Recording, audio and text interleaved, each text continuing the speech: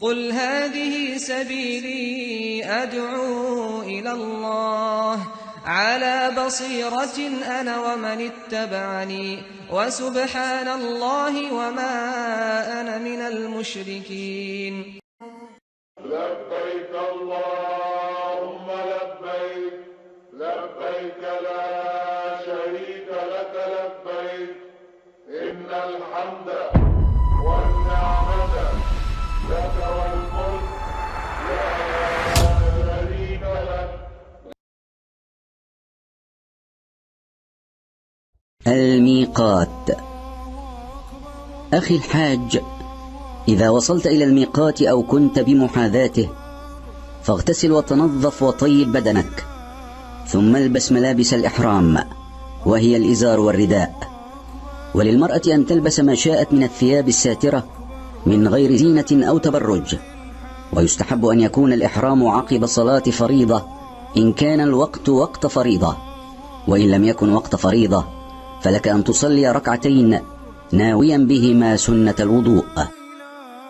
ثم انوي الدخول في النسك الذي تريد، فإن أردت الإفراد فقل لبيك حجا، وإن أردت القران فقل لبيك عمرة وحجا، وإن أردت التمتع فقل لبيك عمرة، ثم اشرع في التلبية قائلا لبيك اللهم لبيك لبيك لا شريك لك لبيك إن الحمد والنعمة لك والملك لا شريك لك، وأكثر منها حتى تصل إلى مكة وتشرع في الطواف.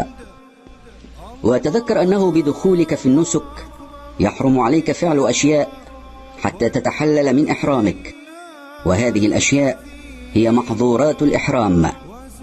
فلا تلبس المخيط وهو ما كان مفصلا على الجسم أو بعضه، ولا تغطي رأسك بملاصق، ولا تأخذ شيئا من شعر الرأس أو البدن، ولا تتطيب، ولا تقلم أظافرك، ولا تقتل الصيد البري، ولا تعاون على قتله. كما يحرم على المحرم عقد النكاح وجماع أهله أو مباشرتهم بشهوة. ولا تنتقب المرأة المحرمة، ولا تلبس القفازين. وصول مكة. فإذا وصلت إلى المسجد الحرام فقدم رجلك اليمنى عند دخولك قائلا بسم الله والصلاة والسلام على رسول الله، اللهم اغفر لي ذنوبي وافتح لي أبواب رحمتك. وادخل بخشوع وخضوع وتعظيم لله عز وجل، مستحضرا بذلك نعمة الله عليك بتيسير الوصول إلى بيته. الطواف. ثم تقدم نحو الكعبة، وقبل شروعك في الطواف اقطع التلبية، ثم اجعل وسط الرداء تحت إبطك الأيمن وطرفيه على كتفك الأيسر، وهذا هو الاضطباع، وهو خاص بهذا الطواف. واتجه إلى الحجر الأسود لتبدأ طوافك منه، فإن تيسر لك تقبيله بدون إيذاء أو مزاحمة فافعل، وإلا فاستلمه بيدك. فإن لم يتيسر استلامه فأشر إليه من بعيد باليد اليمنى قائلا الله أكبر، واجعل البيت عن يسارك، واشتغل بذكر الله والدعاء والاستغفار. وأسرع المشي مع مقاربة الخطى في الثلاثة الأشواط الأولى، وهو ما يسمى بالرمل، وامشي في البقية مشيا عاديا. فإذا وصلت إلى الركن اليماني وهو الركن الذي يسبق الحجر الأسود فاستلمه بدون تقبيل إن تيسر ذلك، وإن لم يتيسر فلا تشر إليه من بعيد. ويستحب أن تقول بين الركن اليماني والحجر الأسود ربنا آتنا في الدنيا حسنة وفي الآخرة حسنة وقنا عذاب النار. وطف بالبيت 7 أشواط مبتدئا بالحجر الأسود ومنتهيا به، مكبرا كلما حاذيته، فاعلا في كل شوط ما تقدم. وبعد فراغك من الطواف أعد رداءك على كتفيك، ثم تقدم إلى مقام إبراهيم واقرأ قول الله تعالى واتخذوا من مقام إبراهيم مصلى. وصل ركعتين خفيفتين خلف المقام إن تيسر ذلك، وإلا ففي أي مكان من المسجد، ولا تزاحم الطائفين. ويستحب أن تقرأ في الأولى بعد الفاتحة قل يا أيها الكافرون، وفي الثانية قل هو الله أحد. السعي. توجه بعد ذلك إلى المسعى، فإذا دنوت من الصفا فاقرأ قول الله تعالى إن الصفا والمروة من شعائر الله، وقل أبدأ بما بدأ الله به، ثم اصعد على الصفا واستقبل الكعبة واحمد الله وكبره 3 رافعا يديك على هيئة الداعي، وقل لا إله إلا الله وحده لا شريك له، له الملك وله الحمد وهو على كل شيء قدير، لا إله إلا الله وحده أنجز وعده ونصر عبده وهزم الأحزاب وحده. كرر ذلك 3 مرات، وادع فيما بينها بما يتيسر لك، ثم انزل واتجه إلى المروة، واجتهد في الذكر والدعاء والثناء على الله. فإذا وصلت إلى العلم الأخضر الأول فأسرع المشي، واركض ركضا شديدا بقدر ما تستطيع من غير أذية لأحد حتى تصل إلى العلم الثاني، ثم امشي مشيا عاديا حتى تصل إلى المروة. فإذا وصلت إلى المروة فافعل عليه مثل ما فعلت على الصفا، وبذلك تكون قد أتممت شوطا من أشواط السعي 7. ثم انزل عائدا إلى الصفا ماشيا في موضع المشي، مسرعا في موضع الإسراع، وهكذا حتى تتم 7 أشواط، مبتدئا بالصفا منتهيا بالمروة. الحلق أو التقصير. فإذا أتممت سعيك فإن كنت متمتعا فاحلق شعر رأسك أو قصره حتى تتحلل من إحرامك، وبذلك تكون قد تمت عمرتك، وحل لك ما كان محرما عليك من محظورات الإحرام. وعليك البقاء بمكة حتى تحرم بالحج من مكانك في اليوم 8 من ذي الحجة. وإن كنت قارنا أو مفردا فابق على إحرامك حتى ذلك اليوم. يوم التروية. إذا كان يوم التروية وهو اليوم 8 من ذي الحجة فأحرم بالحج من مكانك الذي أنت فيه، ثم اخرج إلى منى وصل بها الظهر والعصر والمغرب والعشاء والفجر في أوقاتها قصرا بدون جمع، وأكثر من التلبية وذكر الله تعالى. الوقوف بعرفة.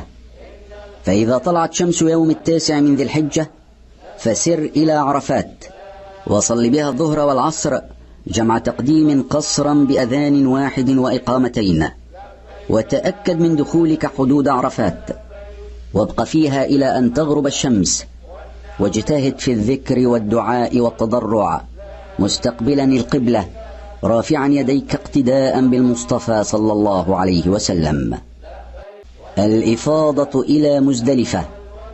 فإذا غربت الشمس فسر إلى مزدلفة بسكينة ووقار، وأكثر من التلبية ولا تؤذي إخوانك المسلمين.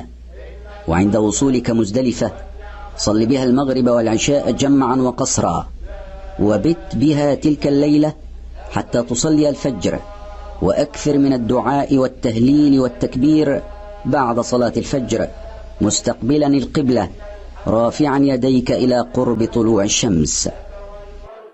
رمي جمرة العقبة. وقبل أن تطلع الشمس سر إلى منى رافعا صوتك بالتلبية.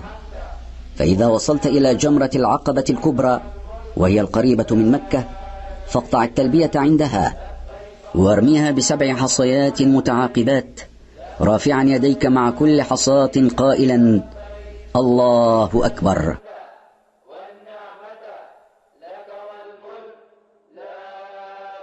التحلل الأول.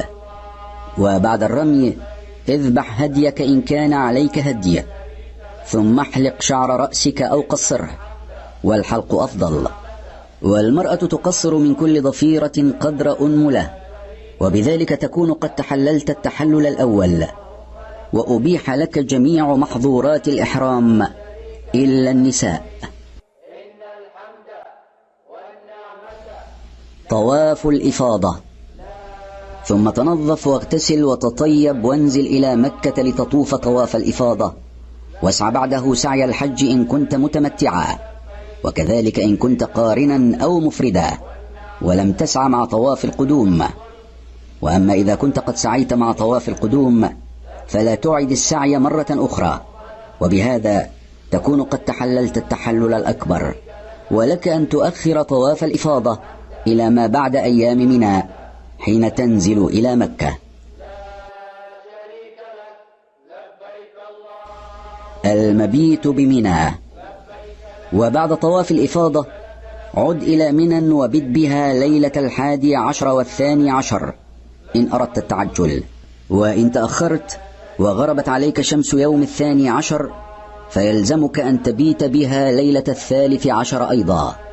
والمبيت في هذه الليالي واجب من واجبات الحج، لا يجوز تركه أو التهاون فيه من غير عذر. رمي الجمار. وعليك في كل يوم من هذه الأيام التي تبقى فيها بمنى أن ترمي الجمرات الثلاث، فتبدأ بالجمرة الصغرى وهي أبعدهن من مكة، ثم الوسطى، ثم جمرة العقبة. ترمي كل واحدة ب7 حصيات متعاقبات مكبرا مع كل حصاة، ويسن لك أن تقف للدعاء بعد الانتهاء من الجمرة الأولى والثانية مستقبلا القبلة رافعا يديك، ولا تقف بعد الثالثة. طواف الوداع. فإذا رجعت إلى مكة وأردت السفر إلى بلدك فلا تخرج منها حتى تطوف بالبيت طواف الوداع 7 أشواط ليكون آخر عهدك بالبيت، ورخص للحائض والنفساء ترك هذا الطواف، وبذلك تكون أعمال الحج قد انتهت. نسأل الله أن يجعل حجك مبرورا وسعيك مشكورا وذنبك مغفورا.